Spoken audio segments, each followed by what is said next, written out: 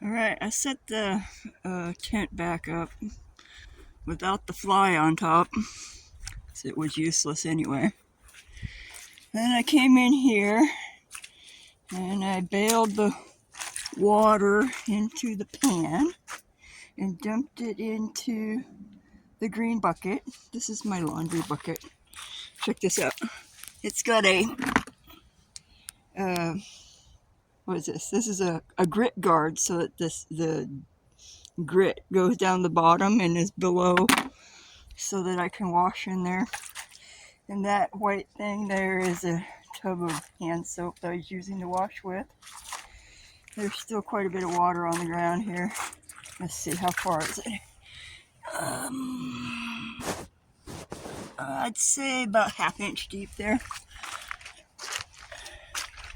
And so then I washed the clothes. The clothes were all wet because I had them in the back of the truck. And some of them still smelled like mildew because they hadn't been washed yet from when I first got here.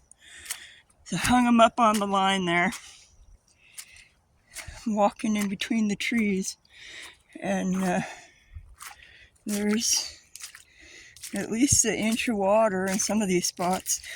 Whoa, check out my ankle. Yep, I just sunk about a foot into the hole there. And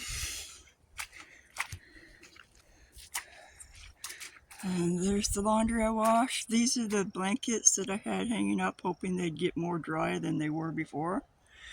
I did manage to get some fire going, and I cooked a pot of coffee, and then I cooked some macaroni, and I put the macaroni in this little container with the green lid, and I put in some beef bouillon with the macaroni, and it tastes a bit like eating top ramen, so that was nice. And then I used the water, which was still warm, and I put lentils in it. No, they're not lentils. They're yellow split peas. But then I couldn't get the fire going again. And so I'm just going to let those sit there and cook them again later, because I'm worried about running out of fuel. I mean, yeah, I got fuel. It's all real wet. And it's starting to rain again. So I'm going to pack up my blankets. I'm going to leave the laundry out here. And we'll jump back in the truck. All right, guys. I bet you're wondering what's wrong with my truck. Well, I left it here over the summer, and it rains a lot here in the summer. And I left it here under a tarp, and it all the interior got moldy. I got that blanket down, and all the metal got rusty. So when I went to put my key in it, my key behaved as if it was the wrong key. It slid into the slot, but it wouldn't turn the ignition.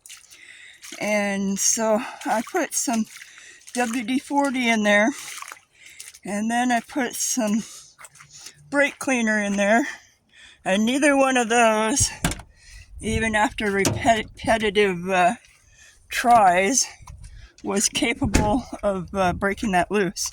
So then I got that neighbor guy that I showed you earlier to come over and drill out the key to pull the locking mechanism out. But then after he got it out, then we had to figure out how to charge the battery. And then the starter wouldn't turn over. I'm assuming the starter is...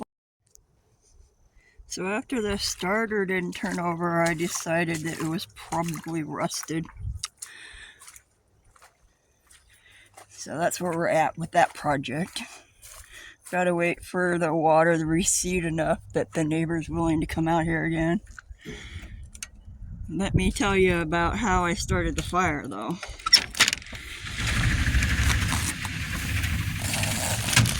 Took these candles and took the cardboard, I tore it into pieces, melted the candles, dipped the